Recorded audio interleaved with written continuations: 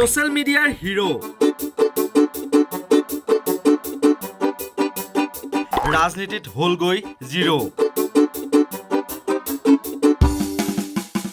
Facebook ইনষ্টাগ্ৰামত লাখ মিলিয়নৰ ঘৰত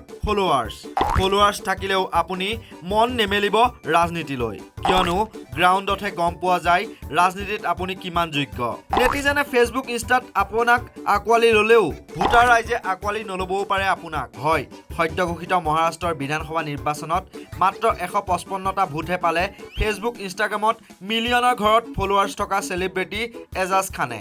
অৱশেষত বিগ বছৰ প্ৰাক্তন প্ৰতিযোগী তথা বিতৰ্কিত চেলিব্ৰিটি এজাজ খানৰ ভৰি দুখন মাটিত পৰিল ৰূপালী পৰ্দাত পৰিচিত হ'লেও তেওঁ উপলব্ধি কৰিলে যে তেওঁৰ বাবে ৰাজনীতি একেবাৰে সহজ নহয় ইনষ্টাগ্ৰামত 56 লাখৰো অধিক ফলোৱাৰ থাকিলেও বা ফেচবুকৰ পেজখনত 41 লাখৰো অধিক ফলোৱাৰ্ছ থাকিলেও তেওঁ ভবা নাছিল যে ৰাজনীতিৰ ক্ষেত্ৰখন সম্পূৰ্ণ পৃথক তেওঁ আজাদ সমাজ পাৰ্টি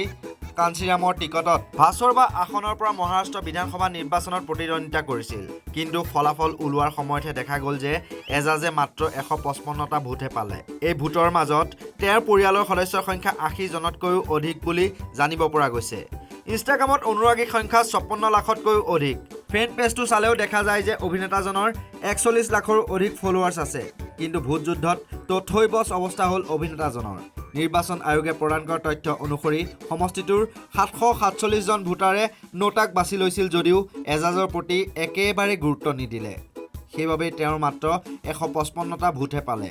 অৱশ্যে ছ'চিয়েল মিডিয়াত সমালোচনাৰ ধুমুহাৰ সন্মুখীন হৈছে হেভিৱেট অভিনেতাগৰাকী এজাজৰ জন্ম হৈছিল গুজৰাটৰ আহমেদাবাদত 2003 চনত তেওঁ বলিউডত নিজৰ কেৰিয়াৰ আৰম্ভ কৰিছিল তেখেতে কেইবাখনো জনপ্ৰিয় টিভি ধাৰাবাহিকতো অভিনয় কৰিছে লগতে বিগ বছৰ ছিজন 7ৰ প্ৰতিযোগী আছিল এজাজ কিন্তু এজাজৰ জীৱনটো যথেষ্ট নাটকীয় 2021 চনত মুম্বাই বিমানবন্দৰৰ পৰা ড্ৰাগছৰ গোচৰত গ্ৰেপ্তাৰ হৈছিল ৰূপালী পৰ্দাৰ নায়কগৰাকী প্ৰায় 2 বছৰ কাৰাবাসৰ অন্তত মুক্তি পাইছিল এজাজে তাৰ পাছতে খেলিলে ইলেকশ্যন আৰু ইলেকশ্যনত পালে মাত্ৰ 155টা ভোটহে news desk report north east নাও